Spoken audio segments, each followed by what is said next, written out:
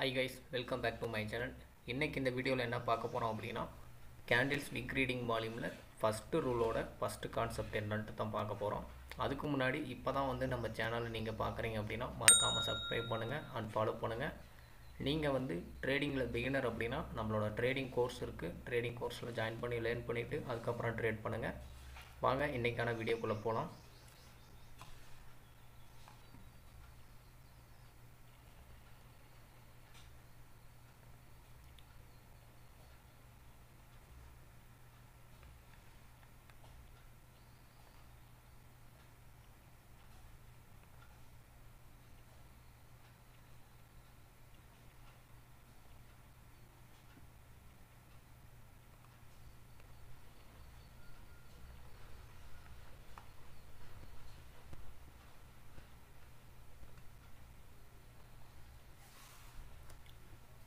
Candles விக் reading வால்யூமோட first rule வந்து similar விக் concept 1 அப்படின்னு சொல்லுவாங்க.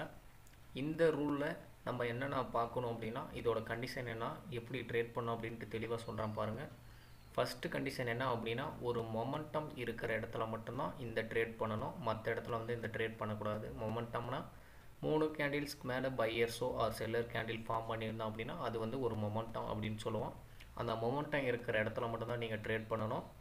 அதுக்கப்புறம் இந்த கான்செப்ட் யூஸ் பண்ணி நம்ம ட்ரேட் பண்ணுறோம் அப்படின்னா இதுக்கான கண்டிஷன் என்ன அப்படின்னா இப்போ வந்து நீங்கள் செல் சைடு வந்து ட்ரேட் பண்ணுறீங்க, அதாவது டவுன் என்ட்ரி போடுறீங்க அப்படின்னா அதாவது இந்த அப்பர் விக் இருக்குல்ல, மேலே இருக்கிற விக்கு வந்து பெருசாகவும் கீழே இருக்கிற விக்கு வந்து சின்னதாகவும் இருக்கணும். இது ஒரு கண்டிஷன். நல்லா பாருங்கள், டவுன் என்ட்ரி போடுறீங்க அப்படின்னா மேலே இருக்கிற அப்பர் விக்கு வந்து பெருசாகவும் கீழே இருக்கிற லோவர் விக்கு வந்து சின்னதாகவும் இருக்கணும்.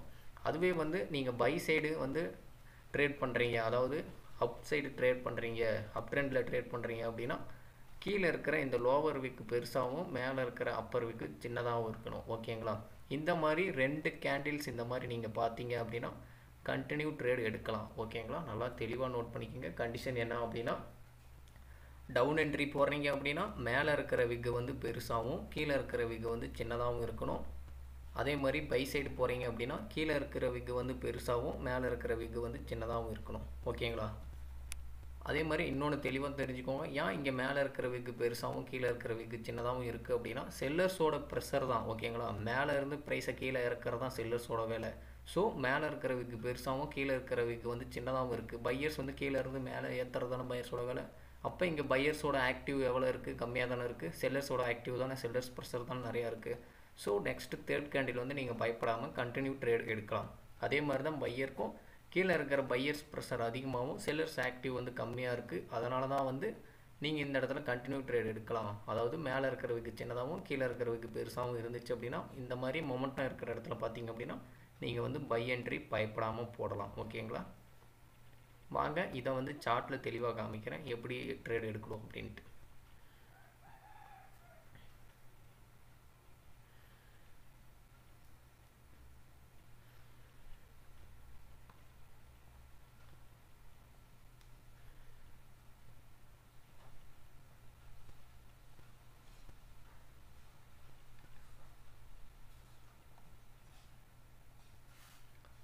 ஆல்ரெடி நான் வந்து பை சைடு என்ன கண்டிஷன் அப்படின்னு சொல்லியிருந்தேன், ஒரு மொமெண்டம் இருக்கிற இடத்துல மட்டும்தான் இந்த ஸ்ட்ராட்டஜி ஒர்க் ஆகும் அப்படின்னு சொல்லியிருந்தேன். நல்லா பாருங்கள், இது வந்து லோ பாயிண்ட். ஓகேங்களா?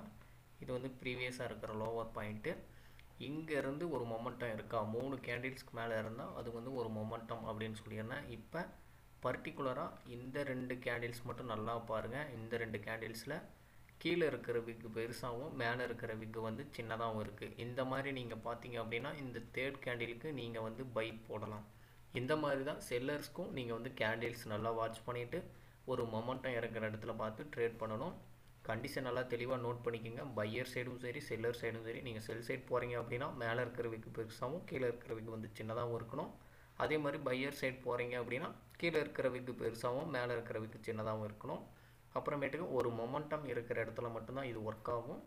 அதனால் பார்த்து மொமெண்டமை கரெக்டாக ஐடென்டிஃபை பண்ணி ட்ரேட் பண்ணுங்கள். மற்ற இடத்துல ட்ரேட் பண்ணிங்க அப்படின்னா லாஸ் ஆகும். அதே மாதிரி இது லைவ் சார்ட்டில் மட்டும் யூஸ் பண்ணுங்கள், ஓடிசி சார்ட்டில் யூஸ் பண்ணாதீங்க. லைவ் சார்ட்டுக்கான ஸ்ட்ராட்டஜி மட்டும்தான் நம்மளோட சேனலில் அப்லோட் பண்ணிகிட்டு இருக்கேன். ஓடிசி சார்ட்டுக்கு இன்ன வரையில் அப்லோட் பண்ணதே கிடையாது. அதனால் லைவ் சார்ட்டில் மட்டும் யூஸ் பண்ணுங்கள். தேங்க்யூ. அதே மாதிரி உங்களுக்கு கிளாஸில் ஜாயின் பண்ணணும் அப்படின்ற இன்ட்ரெஸ்ட் இருந்துச்சு அப்படின்னா கீழே வந்து காண்டாக்ட் நம்பர் இருக்குது, நீங்கள் வாட்ஸ்அப்பில் டெக்ஸ்ட் பண்ணிவிட்டு கிளாஸில் ஜாயின் பண்ணி லேர்ன் பண்ணிக்கோங்க. மறக்காமல் நம்ம யூடியூப்பை சப்ஸ்கிரைப் பண்ணுங்கள் அண்ட் ஃபார்வர்ட் பண்ணுங்கள். தேங்க்யூ.